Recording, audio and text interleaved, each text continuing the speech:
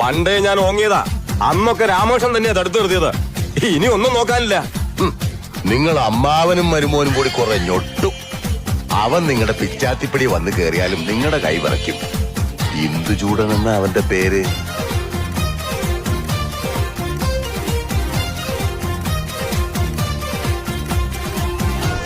ഈ ലൊക്കേഷൻ മുമ്പ് കണ്ടിട്ടില്ലല്ലോ.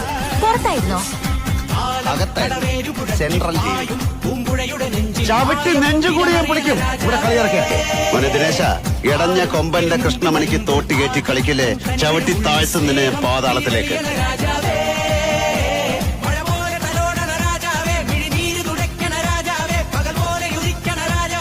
എന്നെ വിളിച്ചത് ഇന്ദുചൂടനാ. അവൻ ജയിക്കുന്നത് വരെ ഞാൻ അവന്റെ കൂടെ ഉണ്ടാകുകയും ചെയ്യും.